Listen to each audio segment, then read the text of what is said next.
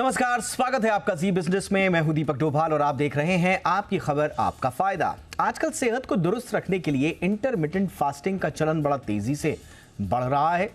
दरअसल ये नियमित अंतराल पर किया जाने वाला एक उपवास कह सकते हैं, लेकिन इसके बारे में कई स्टडीज आई हैं। कुछ स्टडीज इसके फेवर में हैं, कुछ स्टडीज इसके फेवर में नहीं है। अब एक ताज़ा स्टडी जो आई है इंटरमिटेंट फास्टिंग से जुड़ी हुई, ये बताती है कि वज़न घटाने में काफ़ी मदद मिलती है। यही नहीं, ये बॉडी को डिटॉक्स करने में भी काफ़ी मददगार है। ऐसे में आज हम इसी पर चर्चा करेंगे, इंटरमिटेंट फास्टिंग के फ़ायदे को समझने की कोशिश करेंगे और साथ ही साथ इसके जुड़ी हुई जो चुनौतियाँ हैं और जो इंटरमिटेंट फास्टिंग के विपक्ष में जाते हैं जो तर्क, उनको भी हम लेंगे। तो कुल मिला के इंटरमिटेंट फास्टिंग के इर्द गिर्द होगी आज की चर्चा। पहले ये रिपोर्ट देखिए, लौट रहे हैं खास मेहमानों के साथ।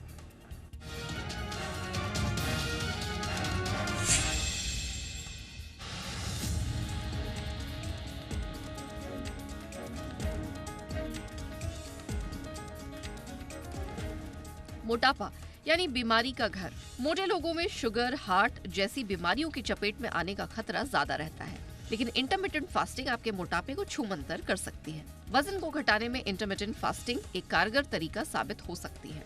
दरअसल किंग्स कॉलेज लंदन की एक स्टडी में कुछ ऐसे ही दावे किए गए हैं। स्टडी के मुताबिक 24 घंटे की दिनचर्या में अगर 14 घंटे तक उपवास रखा जाए और खाने की अवधि 10 घंटे की ही हो, तो इससे अच्छी सेहत बनी रहती है। इससे न केवल वजन घटाने में मदद मिलती है, बल्कि अच्छी नींद, मूड का अच्छा होना और भूख पर नियंत्रण पाने में भी ये फायदेमंद हो सकता है। किंग्स कॉलेज लंदन की इस स्टडी में 37,500 से अधिक लोगों को शामिल किया गया। उन्हें पहले एक हफ्ते सामान्य रूप से भोजन पर रखा गया। इसके बाद करीब 27,000 लोगों को 2 हफ्ते के लिए खाने की अवधि 10 घंटे तय की गई, जबकि उपवास का समय 14 घंटे तक किया गया। शोध में शामिल शेष लोगों को खाने का पुराना पैटर्न अपनाने के लिए कहा गया। इसके बाद पाया गया कि इंटरमिटेंट फास्टिंग को फॉलो करने वाले लोगों में वजन कम होने के लक्षण तो दिखे ही, साथ ही नींद और भूख में भी सुधार देखा गया। साथ ही इन लोगों के मूड में भी सुधार देखने को मिला। शोधकर्ताओं का कहना है कि इंटरमिटेंट फास्टिंग के दौरान भूख पर नियंत्रण और नींद में सुधार आने के पीछे कई बड़ी वजहें हो सकती हैं। पहला कारण ये कि उपवास के दौरान शरीर में इंसुलिन का स्तर कम होता है। उपवास के दौरान इंसुलिन का स्तर कम होने से भूख कम लगती है। दूसरा कारण ये है कि उपवास के दौरान शरीर में मेटाबॉलिज्म बढ़ जाता है। इससे बॉडी में अधिक कैलोरी बर्न होती है, जो वजन घटाने का काम करती है। इंटरमिटेंट फास्टिंग से जुड़ी कुछ और स्टडीज में इसके और भी फायदे देखने को मिले हैं। ये वजन कम करने के साथ उम्र बढ़ने के लक्षणों को भी कम कर सकता है। इंटरमिटेंट फास्टिंग बैड कोलेस्ट्रॉल को कम करने का काम करता है, जिससे हार्ट डिजीज का खतरा कम हो जाता है। इसके अलावा यह हाई ब्लड प्रेशर और ब्लड शुगर लेवल को भी कंट्रोल में रखने का काम करता है। एक शोध के मुताबिक इंटरमिटेंट फास्टिंग से ब्लड में शर्करा की मात्रा 6% तक कम हो जाती है। वहीं इंटरमिटेंट फास्टिंग से पाचन तंत्र भी अच्छी तरह से काम करता है और आंतों या लिवर में अगर कोई सूजन है तो इसे भी कम करता है। इंटरमिटेंट फास्टिंग करने के कई तरीके हैं। कुछ लोग 10 घंटे खाना और 14 घंटे उपवास रखते हैं। कुछ लोग 5/2 का फॉर्मूला हैं। इसमें 5 दिन अपनी पसंद का खाना खाना होता है, लेकिन 2 दिन सब्जियां, दूध और दलिया जैसी कम कैलोरी वाले खाने होते हैं। साथ ही इसमें अधिक पानी का सेवन करना होता है। एक्सपर्ट्स कहते हैं कि इंटरमिटेंट फास्टिंग के दौरान खाने के समय ऐसे में फल, सब्जियां, बाजरा, ब्राउन राइस, दाल, अंडे, नट्स, दूध और डेयरी का सेवन करना चाहिए। फिलहाल तो जो लोग मोटे हैं और इंटरमिटेंट फास्टिंग रखना चाहते हैं, वो हेल्थ एक्सपर्ट की मदद से अपना वजन कम कर सकते हैं। ब्यूरो रिपोर्ट, जी मीडिया। अब देखिए, ये वो आर्ग्यूमेंट्स हैं या लॉजिक्स हैं जो इंटरमिटेंट फास्टिंग के पक्ष में दिए जाते हैं। ये दावे हैं जो किए जाते हैं अलग अलग स्टडीज़ के मुताबिक। लेकिन जैसा मैंने कहा कि इंटरमिटेंट फास्टिंग से जुड़े हुए बहुत सारे रिस्क्स भी हैं, जिन पर समय समय पर स्टडीज़ भी आती हैं और जो स्वास्थ्य विशेषज्ञ हैं वो अपनी बात इस पर कहते आए हैं। तो दोनों पक्ष हैं इंटरमिटेंट फास्टिंग के। दोनों पक्षों पर चर्चा करने के लिए इस वक्त हमारे साथ 2 खास मेहमान, डॉक्टर चंद्रकांत लहरिया इस वक्त हमारे साथ जुड़ चुके हैं। सीनियर डायबिटोलॉजिस्ट तो आप हैं ही, देश के जाने माने स्वास्थ्य विशेषज्ञ भी हैं। डॉक्टर लहरिया, बहुत बहुत स्वागत है आपका। और हमारे साथ हैं डॉक्टर मंजरी चंद्रा, जानी मानी डाइटिशियन हैं। डॉक्टर मंजरी, आपका भी बहुत बहुत स्वागत है। डॉक्टर लहरिया, मैं चर्चा की शुरुआत आपसे ही करना चाहूँगा और पहले तो आपकी नज़र में सर अलग अलग स्वरूपों में अलग अलग लॉजिक्स और दावों के साथ इंटरमिटेंट फास्टिंग है हमारे बीच में। आपका अनुभव और सलाह क्या कहती है सर? तो अगर हमें किसी भी प्रकार की फास्टिंग या इंटरमिटेंट फास्टिंग को समझना है तो हमें थोड़ा सा पैथोफिजियोलॉजी समझना होगा कि हम जब फास्टिंग स्टेज में होते हैं तब क्या होता है शरीर में, और जो पोस्ट मील एब्जॉर्प्शन स्टेज में होते हैं तब क्या होता है। तो हम जानते हैं कि अगर हम खाना खाते हैं तो उसके बाद जो उसमें कार्बोहाइड्रेट होते हैं वो ग्लूकोज में ब्रेक कर दिए जाते हैं और उनको ग्लूकोज को लिवर में ग्लाइकोजन की तरह स्टोर कर लिया जाता है। तो लिवर में ग्लूकोज स्टोर हो जाता है। लेकिन दूसरा होता है कि जो फैट होता है वो ट्राइग्लिसराइड के रूप में स्टोर हो जाता है बॉडी में। साइंटिफिक एविडेंस बताते हैं कि जो हम एक मील अगर कोई खाते हैं तो हमारा बॉडी मोटे तौर पर जिस तरीके से काम करता है तो उसमें जो ग्लूकोज लिवर में स्टोर किया जाता है उसको खत्म होने में करीब 10 से 14 घंटे लगते हैं।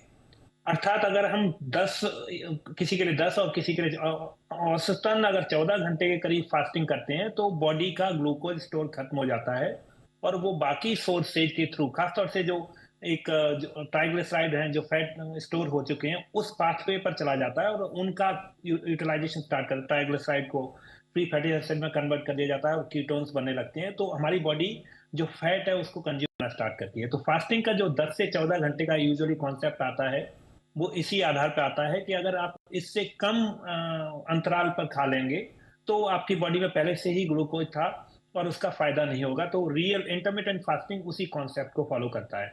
यूजुअली जो घंटे होते हैं अगर 14 से ऊपर चले जाते हैं तो निश्चित रूप से जो ग्लूकोज पाथवे की जगह वो कीटोन पाथवे या ट्राइग्लिसराइड पाथवे इस्तेमाल होने लगता है और उससे हमारी बॉडी फैट को कंज्यूम करने लगती है। इसलिए कुछ लोग 16 घंटे कहते हैं लेकिन यूजुअली 12-10 घंटे भी माना जाता है। अब बात आती है कि जैसा कि आपके क्लिप में भी दिखाया गया कि इसको हम ऑल्टरनेटिव फास्टिंग भी कर सकते हैं या सर्टेन आवर्स, लेकिन वो आवर्स फिक्स होने चाहिए। इसमें एक चीज और है कि हम अगर जो फास्टिंग की बात करते हैं तो उस दौरान जो फास्टिंग का ड्यूरेशन है उसमें सिर्फ पानी या कॉफी जो विदाउट शुगर उस तरह की या ग्रीन टी जैसे के अलावा और अन्य चीजें जिसमें शुगर हो, ऐसी कोई भी चीज जो कोई भी प्रोडक्ट जिसमें एनर्जी हो वो नहीं लेना है। तो वो फास्टिंग करना बहुत जरूरी है।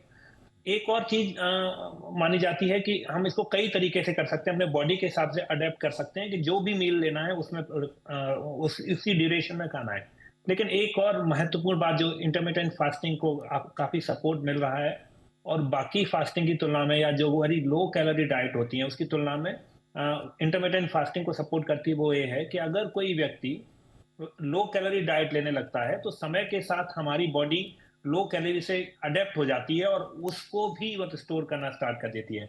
इंटरमिटेंट फास्टिंग में होता क्या है कि आप मील खाना भी खा रहे हैं तो बॉडी को पता है कि मील आएगा और उसमें उस तरह का एक लॉन्ग टर्म इम्पैक्ट नहीं आता कि आप लो कैलोरी पर भी वेट गेन मेंटेन रहे या वेट गेन करें। सो इंटरमिटेंट फास्टिंग का रोल जो वेट रिडक्शन में है काफी हद तक प्रूवन है और more recently this is being discussed at wide level पर, खासतौर से ओबीज, डायबिटिक, अन्य लोगों के लिए इंटरमिटेंट फास्टिंग को काफी रिकमेंड किया जा रहा है और इसके सपोर्ट में एविडेंस भी इमर्ज कर रहे हैं। ऑलराइट सर, तो ये सारी बातें पक्ष में जाती हैं इंटरमिटेंट फास्टिंग के, लेकिन अगेन जब आर्ग्यूमेंट्स की बारी आती है डॉक्टर मंजरी तो सबसे पहला आर्ग्यूमेंट जो आता है वो ये आता है कि is intermittent fasting skipping your meal. और अगर ये स्किपिंग योर मील है क्योंकि 12 घंटे या 16 घंटे के बीच में कोई ना कोई एक ऐसी मील होगी जो आप स्किप करेंगे और जनरली संभवतः वो ब्रेकफास्ट होता है, तो कुछ लोग इससे भी जोड़कर देखते हैं। फिर हमारे पास आर्ग्यूमेंट आते हैं कि साहब ब्रेकफास्ट स्किप करना तो ये तो जिंदगी में जहर घोलना जैसा है, तो फिर वहां पर ये कैसे काम करती है या उस लॉजिक का काउंटर आर्ग्यूमेंट क्या हो सकता है? जी नमस्ते। नहीं, बहुत अच्छा क्वेश्चन है। एक्चुअली हमने जो एक पैटर्न बना लिया है ना खाने का, ब्रेकफास्ट, लंच, डिनर और साथ में स्नैक्स, ये पैटर्न एक थोड़ा सा अमेरिकन कॉन्सेप्ट पे बेस्ड है। अगर आप कुछ साल पहले जाएं, 50 साल पहले भी, तो हिंदुस्तान में लोग 7 बजे तक खाना खा लेते थे, 6-7 बजे तक, सूरज डूबने तक, और सुबह उठकर पहले बहुत सारा काम करते थे, तैयार होके प्रेयर्स वगैरह करके उसके बाद खाते थे। तो टिपिकली लोग 10 से 6 या 7 के बीच में ही खाते थे। ये तो अब हमने, क्योंकि हमारे ऑफिसेस सुबह 9 बजे शुरू हो जाते हैं, हमको घर से 7:30 निकलना पड़ता है या 8 बजे, तो हम सुबह 8 बजे ही खा लेते हैं और हमने उसको रेगुलराइज कर दिया है क्योंकि वो हमारी लाइफस्टाइल का पार्ट हो गया है। हाउएवर सच यही है कि सही वक्त जो होता है खाने का वो सूरज उगने के 2-3 घंटे के बाद और शाम को सूरज ढलने के पहले या सूरज ढलने के साथ होता है। तो अगर आप उस बेसिक सर्केडियन रिदम जिसको हम बोलते हैं, जो हमारी सिस्टम्स का भी पार्ट था, सिर्फ हिंदुस्तान में नहीं, सारे ही अगर आप जो जितनी भी ओल्ड संस्कृतियाँ या सिविलाइजेशंस हैं, सभी जगह लोग सनडाउन खाते थे और सुबह 10-11 बजे या 9-10 बजे के बाद खाते थे। तो ये हमने बाद में उसको हमने सुबह 8 बजे खाना, दिन में 2 बजे, रात में 10 बजे खाना, इस तरह का पैटर्न अडॉप्ट कर लिया, साथ में स्नैकिंग भी बीच में। तो ये बिकॉज हमारी लाइफस्टाइल की रिक्वायरमेंट थी, तो इसको हमने रेगुलर बना लिया, बट ये गलत है। और इनफैक्ट मैं ये भी कहना चाहूँगी कि आज क्योंकि हम लोग क्लिनिकल काम करते हैं, पेशेंट्स देखते हैं दिन रात, आज जो हम देख रहे हैं इतनी ज़्यादा cancer, diabetes, heart disease, obesity, ये हमारे खाने से बहुत ज़्यादा इन्फ्लुएंस है। और इसका एक रीज़न, जैसे डॉक्टर लहरिया बता रहे थे, वो है it is called insulin resistance. आप बार बार खाते हैं, देर से खाते हैं, बहुत जल्दी खाते हैं, आपके शरीर में इंसुलिन की डोमिनेंस रहती है और शरीर इंसुलिन को रिएक्ट नहीं करता है। तो आप खाते हैं और वो सारा फूड आपका फैट में कन्वर्ट हो जाता है, और वो फैट, जैसे वो बता रहे थे, ट्राइग्लिसराइड के फॉर्म में होता है, जो हार्ट डिजीज़ की रिस्क बढ़ाता है, आपको मोटापा बढ़ाता है, शुगर ज़्यादा रहती है ब्लड में तो ओबेसिटी और पीसीओडी का कारण बनता है। तो fasting is a part of our system.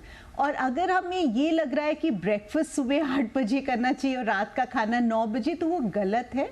हम एक्चुअली ना खाएं सुबह, तब खाएं जब हमें भूख लगे, और रात को थोड़ा जल्दी खा लें।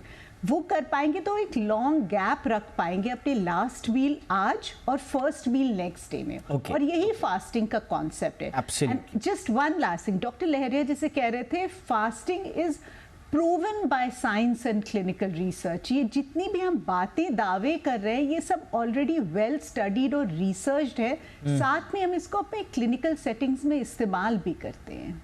ऑलराइट मैम, तो ये देखिए, अब अगेन अब ये सारी वो चीज़ें हैं जो क्लिनिकली प्रूवन या उसके एविडेंसेस लगातार, जैसे डॉक्टर लहरिया भी कह रहे थे, कि इवॉल्व हो रहे हैं पक्ष में।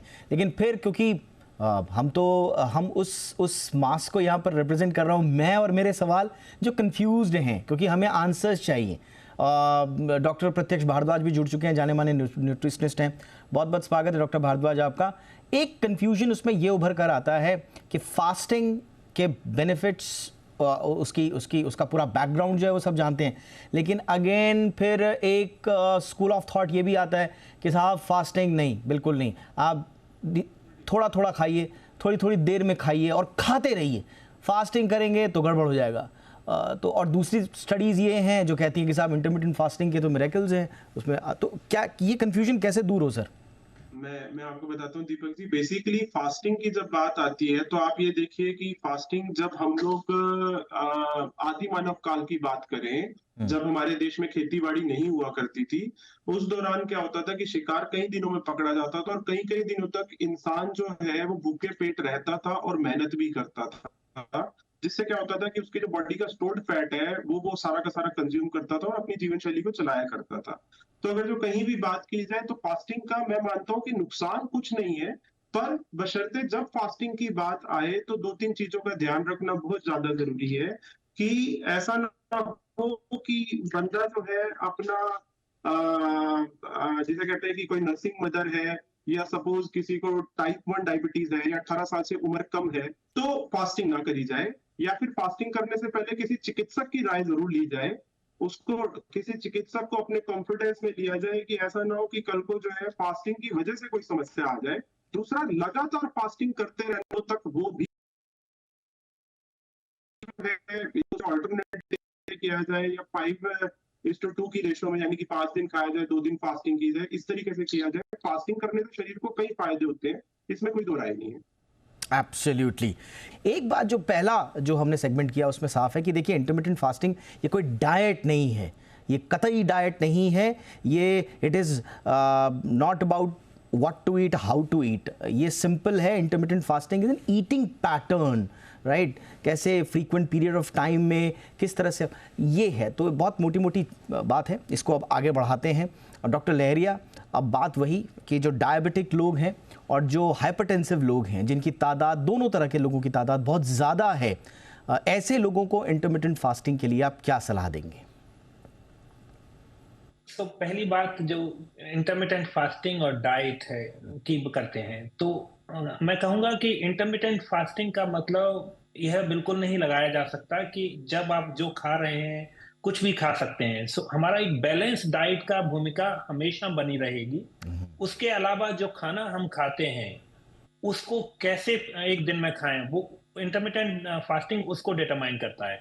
अदरवाइज जो बैलेंस डाइट की हमें प्रोटीन, कार्बोहाइड्रेट और फैट का एक बैलेंस, और जो जंक फूड नहीं खाना है, उसकी भूमिका जो डाइटिंग अप्रोच हम कहते हैं, जो dietary approach to various things वो कहते हैं, वो रहेगी। वो रहेगी, ओके। दूसरी बात है कि डाइट या जो फास्टिंग होती है उनका मेटाबॉलिक सिंड्रोम, जिसमें कि डायबिटीज, हाइपरटेंशन, लिपिड या कोलेस्ट्रॉल डिसऑर्डर में बहुत महत्वपूर्ण भूमिका होती है। In fact not only intermittent fasting, अलग अलग तरह की जो डाइटरी अप्रोच हम फॉलो करते हैं, जैसे dietary approach to stop hypertension, DASH diet जिसको हम बोलते हैं, तो वो उसका हिस्सा है। आप उस डाइट को इंटरमिटेंट फास्टिंग के साथ कंबाइन कर सकते हैं। उसके अलावा डाइट और फास्टिंग, इनके साथ ही जो रेगुलर फिजिकल एक्टिविटी की भी उतनी ही महत्वपूर्ण भूमिका होती है। तो ये कॉम्प्लीमेंट्री है रादर देन आइसोलेशन। कोई कहे कि अगर मैं इंटरमिटेंट फास्टिंग कर रहा हूँ तो मैं कुछ भी खा सकता हूँ, तो वो गलत है। कोई कहे कि मैं इंटरमिटेंट फास्टिंग करता हूँ या डाइट करता हूँ तो मुझे रेगुलर फिजिकल एक्टिविटी की जरूरत है, तो वो काफी नहीं है। लौट के आते हैं डायबिटीज और हाइपरटेंशन, स्पेशली इन कंडीशंस में इंटरमिटेंट फास्टिंग की और भी अधिक भूमिका हो जाती है। हाँ, याद रखने की बात है कि इस तरह की कोई भी फास्टिंग या कोई भी डाइटिंग वे लोग व्यक्ति करना चाहते हैं या फिजिकल एक्टिविटी भी, तो उससे पहले फिजिशियन, न्यूट्रिशनिस्ट या डाइटिशियन से जरूर कंसल्ट करना है। जैसे टाइप 1 डायबिटीज में इंटरमिटेंट फास्टिंग नहीं की जा सकती है। प्रेग्नेंट वुमेन है या जिसको क्रॉनिक किडनी डिजीज है, उन लोगों को कोई भी डाइट या फास्टिंग करना है उससे पहले कंसल्ट करना होगा और उसके बारे में जानना होगा। तो किसी भी तरह की डाइट को या किसी भी तरह की फास्टिंग को आप विदाउट प्रॉपर फिजिशियन कंसल्टेशन या न्यूट्रिशनिस्ट या डाइटिशियन के कंसल्टेशन के बिना नहीं कर सकते हैं। इनका बेनिफिट तभी होता है जब इनको सही तरीके से किया जाए। फॉर एग्जांपल, इंटरमिटेंट फास्टिंग में हम बात करते हैं कि 14 आवर या 16 आवर नहीं खाना है, 8 या 10 घंटे खाना है। तो बात आती है कि कौन से 8 या 10 घंटे। प्रिफर्ड अप्रोच होगी कि मॉर्निंग में अराउंड 8 या 9, जैसे पहले भी बात हुई, इसका 8 या 9 पहला मील लिया जाए, उसके बाद शाम को 5 या 6 बजे नहीं लिया जाए। क्योंकि हमारी बॉडी में कुछ मैकेनिज्म होती है कि नाइट में उसको रेस्ट की जरूरत होती है। अगर हम कोई कहता है कि मैं इंटरमिटेंट फास्टिंग करता हूं लेकिन पहला मील दिन के 3 बजे खाऊंगा और आखिरी मील रात के 11 बजे खाऊंगा, तो कहने को थ्योरेटिकली वो इंटरमिटेंट फास्टिंग हो गई, लेकिन उसका सेम बेनिफिट नहीं होगा। यूजुअली ब्रेकफास्ट लोगों को लेना चाहिए, और अगर इंटरमिटेंट फास्टिंग करनी भी है तो वो मॉर्निंग के मील के साथ बाय लेट आफ्टरनून खत्म करना है। और यही सब नुएंस हैं जिनको एक फिजिशियन, डाइटिशियन, न्यूट्रिशनिस्ट के साथ डिस्कस करके इंटरमिटेंट फास्टिंग की जा सकती है, उसके मैक्सिमम बेनिफिट लिए जा सकते हैं। तो रिपीट करूंगा कि डायबिटीज, हाइपरटेंशन में भी इसकी भूमिका है। ऑल राइट सर, लेकिन मुझे लगता है आपने सबसे बड़ा कंफ्यूजन जो है वो क्लियर किया अपने इस उद्बोधन में, और वो ये है थियोरेटिकल इंटरमिटेंट फास्टिंग कर रहे हैं आप या नहीं। बहुत सारे ऐसे लोग हैं, और इस सवाल के साथ मैं डॉक्टर मंजरी के पास जाऊंगा, बहुत सारे लोग ऐसे हैं जो रात में 1 या 2 बजे तक खाना खाएंगे, अगले दिन सुबह उठेंगे 12, साढ़े 12 बजे, 1 बजे, और जब उनसे घर वाले पूछें कि आपने ब्रेकफास्ट किया, तो वो बता तो सकते नहीं है कि हम रात को लेट सोएं और दिन में हम जाग रहे हैं एकदम आलस की मुद्रा में। तो वो कह देते साहब हमारी इंटरमिटेंट फास्टिंग चल रही है। और ना वो सिर्फ दुनिया को बताते हैं बल्कि खुद को भी ये बताते हैं कि मैं तो इंटरमिटेंट फास्टिंग कर रहा हूँ साहब या कर रही हूँ, और उनको लगता है कि अब इसके हेल्थ बेनिफिट्स दिखने चाहिए। तो ये बहुत क्रिस्टल क्लियर है जो डॉक्टर लहरिया ने कही कि आपका टाइमिंग बड़ा इंपॉर्टेंट है। इंटरमिटेंट फास्टिंग ये नहीं कि आपने दिन का कोई भी समय उठाया और 16 घंटे का एक स्किप मार दिया। एम आई राइट डॉक्टर मंजरी? एब्सोल्युटली, जैसे डॉक्टर लहरिया और आप कह रहे थे, देखिए इसमें 2 चीज़ें हैं फास्टिंग में, किस टाइम पर आप वो अपने मील्स खा रहे हैं और क्या आप उस खाने में खा रहे हैं, वो भी है। जैसा उन्होंने बोला एक कॉम्प्लीमेंट्री पाथवे है। आप ऐसा नहीं कह सकते मैं इंटरमिटेंट फास्टिंग करता हूँ, सिर्फ 8 घंटे खाता हूँ, तो खाने के नाम पे मैं कुछ भी खा लूँगा या किसी भी टाइम खा लूँगा। आपकी बॉडी अपने सिस्टम्स को सन डाउन के पहले शट डाउन करना चाहती है। अगर आपको लास्ट मील 6:30-7 तक नहीं खा रहे हैं आप, ना शरीर आपका इंसुलिन बना पाएगा और आप अपने अननेसेसरली अपने गट पे, अपने हार्मोन्स पे, अपने एंजाइम्स पे एक्स्ट्रा प्रेशर डाल रहे हैं। और रात का खाना तो सबसे ज़्यादा नुकसान करता है। वो 7-8 बजे के बाद जो हम खाते हैं वो सबसे हार्मफुल होता है। तो अगर कोई फास्टिंग करना चाहता है, पहली चीज़ उसको करनी चाहिए कि अपने डिनर को जितना अर्ली कर सके उतना कर पाएँ। और क्या आप खा रहे हैं वो भी उतना ही इम्पॉर्टेंट है। अगर मैं रात के खाने में 7 बजे 4 पराठे और उसके साथ में एक मिठाई खा रही हूँ तो वो नहीं है मेरे फास्टिंग का राइट फूड। उसमें सब्जियाँ ज़्यादा हों, नट्स एंड सीड्स हों, हेल्दी फैट्स हों, गुड क्वालिटी प्रोटीन हो, लेंटिल्स हों, बीन्स हों, होल थिंग्स हों, that is what will constitute that meal. तो कई बार लोग सोचते हैं कि फास्टिंग एक आइसोलेशन में करके, सिर्फ अपना एक टाइम गैप को मेंटेन करके और पीरियोडिक ईटिंग करके वो बेनिफिट्स पा सकते हैं। बट तीनों चीज़ें, टाइमिंग, क्या आप खाते हैं और कितनी देर में आप खाते हैं और कितनी बार खाते हैं, इन सब का इम्पैक्ट होता है आपके शरीर पे। एब्सोल्युटली, कुल मिला के छोटी सी, हाँ जी मैम बोलिए।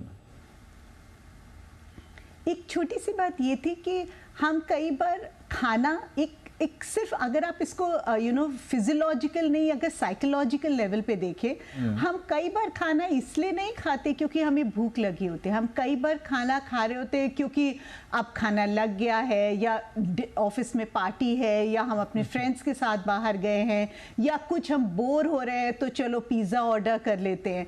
हमने खाने को एक प्लेजर का मेथड बना लिया और हमने उसको हेडोनिक बिहेवियर कर लिया। हम माइंडफुली अपना खाना नहीं खा रहे। माइंडफुलनेस, बड़ा कारण है। That's a very important term, mindfulness. आप जो भी खा रहे हैं वो उसके प्रति आप अवेयर हैं या नहीं है। इस पर हमने एक बहुत अच्छा शो भी किया था और ये बहुत इंपॉर्टेंट बात नोट करने लायक भी है। तो कुल मिला के आपको एक मेटाबॉलिक स्विच के लिए अपने बॉडी को टाइम देना है, लेकिन वो टाइम ये नहीं कि सिर्फ एक गैप हो, उसका बाकायदा एक पैटर्न है आपकी बॉडी के हिसाब से और जो आपके चिकित्सक, न्यूट्रिशनिस्ट आपको बताएं उसके हिसाब से। डॉक्टर भारद्वाज, आखिर में किसे इंटरमिटेंट फास्टिंग नहीं करनी है? इंटरमिटेंट फास्टिंग की जब बात आती है ना, तो दीपक जी मेरे हिसाब से टाइप 1 डायबिटीज के मरीजों को इंटरमिटेंट फास्टिंग नहीं करनी चाहिए। किडनी के पेशेंट्स जिनका क्रेटिनाइन हाई होता है उन्हें इंटरमिटेंट फास्टिंग नहीं करनी चाहिए। जो नर्सिंग मदर्स हैं जो अपने बच्चों को दूध पिला रही हैं, उन लेडीज को अक्सर हमने देखा गया है कि आफ्टर डिलीवरी ना उनको होता है कि मैं झट से पतली हो जाऊं, उनको लगता है उनकी बॉडी शेप खराब हो गई है, तो उनको इंटरमिटेंट फास्टिंग नहीं करनी चाहिए। बच्चे जो 18 साल से कम उम्र के बच्चे हैं उन्हें भी इंटरमिटेंट फास्टिंग नहीं करनी चाहिए। उसका कारण क्या है कि जब हम लोग इंटरमिटेंट फास्टिंग करते हैं तो कई बार हमारी बॉडी के कुछ पैरामीटर्स यानी कुछ विटामिन्स सडनली डाउन चले जाते हैं, और जो लोग जिनको पहले से ही विटामिन्स डाउन है, लाइक विटामिन बी डाउन है, विटामिन डी डाउन है, या किसी का हीमोग्लोबिन की कमी है, तो होता क्या है कि इस तरीके की फास्टिंग करने की वजह से होता है कि वो पैरामीटर्स और ज्यादा डाउन हो जाते हैं, जिसकी वजह से हाथ पैरों में अकड़न आना, कंपन आना, नंबनेस आना, इस तरीके की समस्याएं होती हैं।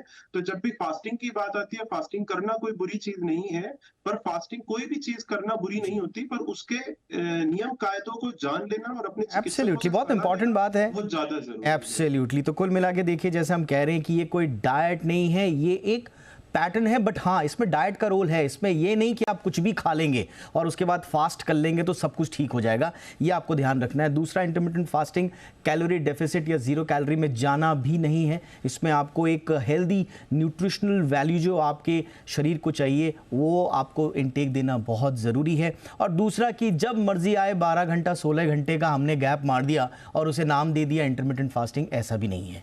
तो आज पहली तारीख है, अगर आप भी सोच रहे हैं नए साल में नया रेजोल्यूशन हम लें, हेल्दी रहने के लिए इंटरमिटेंट फास्टिंग करें, तो कैसे करनी है इंटरमिटेंट फास्टिंग, ये हमारे मेहमानों ने बहुत अच्छे तरीके से समझाया। बहुत बहुत शुक्रिया आप तीनों का वक्त निकालने के लिए। Doctor Lahariya, thank you so much sir. Doctor Manjari Chandra, thank you so much ma'am. Doctor Bhardwaj, बहुत बहुत शुक्रिया आपका। आपकी खबर आपका फायदा में इतना ही। इजाजत दीजिए, हेल्दी रहिए, नमस्कार।